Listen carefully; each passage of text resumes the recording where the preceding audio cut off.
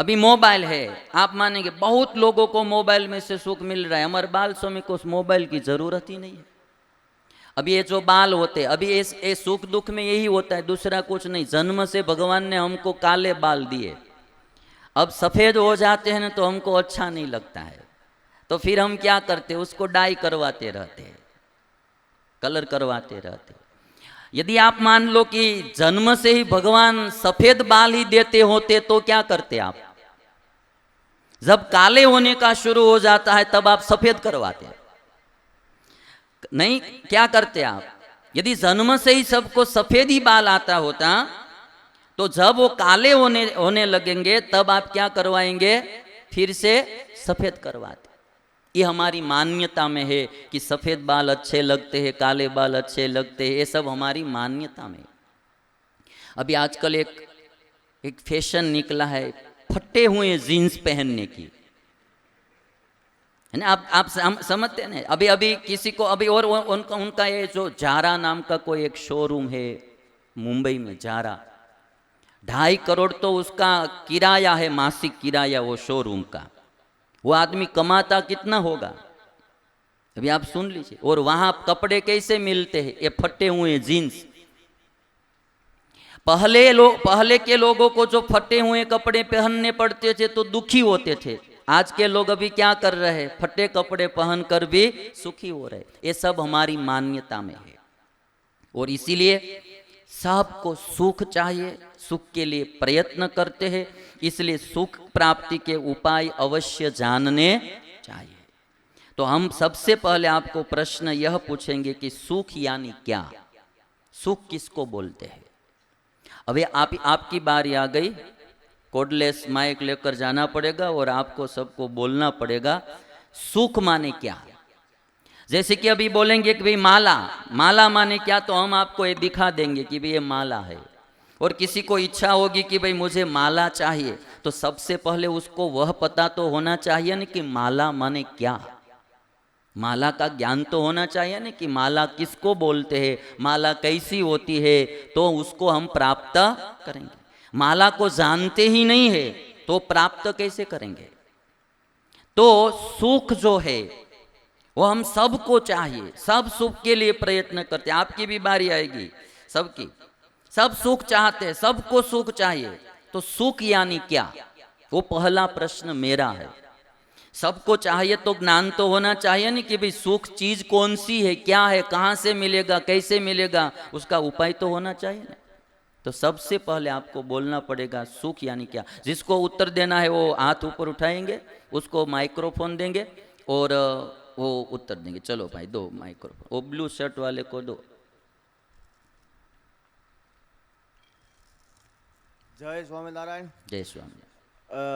जिससे हमारे शरीर को अनुकूलता रहती है वो सब सारे जीवन में सुख प्रदात हुए, जिससे अनुकूलता नहीं रहती है वो सब सारे दुख प्रदात है। ओके, आप लास्ट गोष्ठी में थे?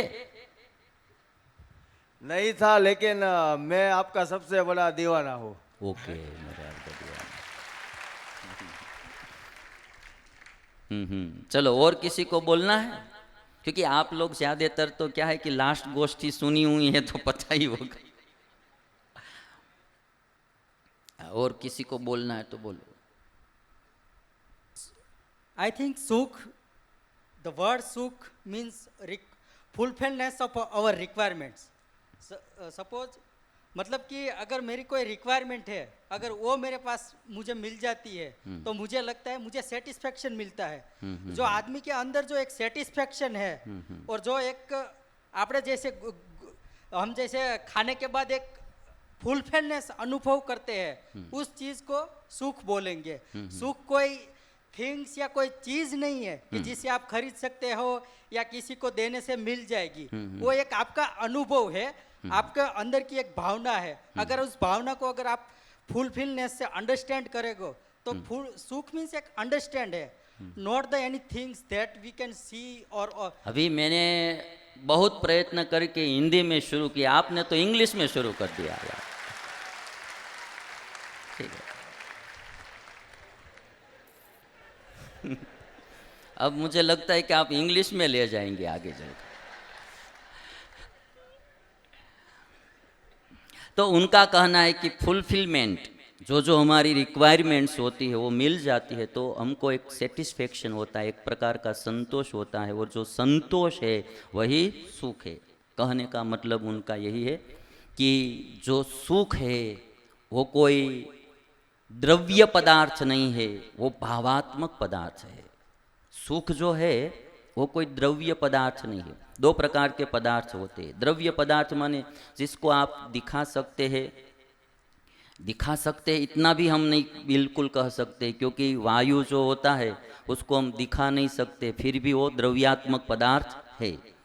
ऐसी बहुत सी चीज़ें होती है, किंतु जो चीज़ है कि हम पंच ज्ञानेंद्रियों से भी उसका अनुभव नहीं कर सकते, केवल आत्मा से ही अनुभव होता है। तो सुख जो है वो भाव पदार्थ है, सुख द्रव्य पदार्थ नहीं है। जैसे कि भाव पदार्थ कौन कौन से होते? भूख भी भाव पदार्थ है, वो अनुभव की जाती है, दिखा नहीं सकते।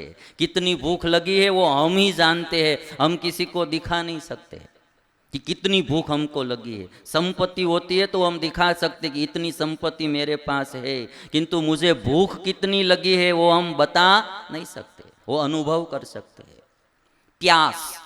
प्यास लगती है तो वो भाव पदार्थ है। क्रोध जो है वो भाव पदार्थ है, वो दिखा नहीं सकते। शरीर के द्वारा व्यक्त होता है तब पता चलता है दूसरे को, किंतु जब तक वो व्यक्त नहीं होता है तब अंदर अंदर तो रहता है, वो भाव पदार्थ है।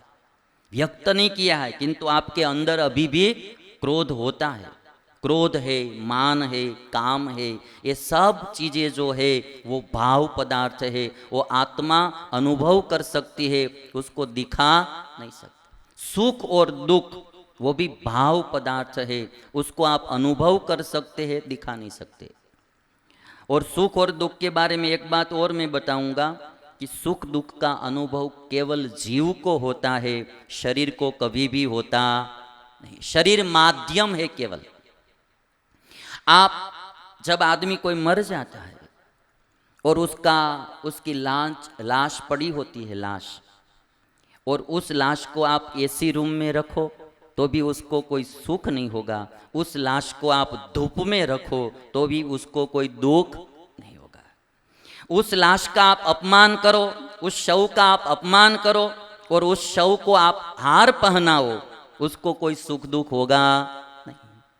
शव के हाथ में, लाश के हाथ में आप यदि करोड़ रुपया रख देंगे तो उसके मुंह में प्रसन्नता नहीं आएगी, क्योंकि उसको कोई सुख दुख का अनुभव नहीं है।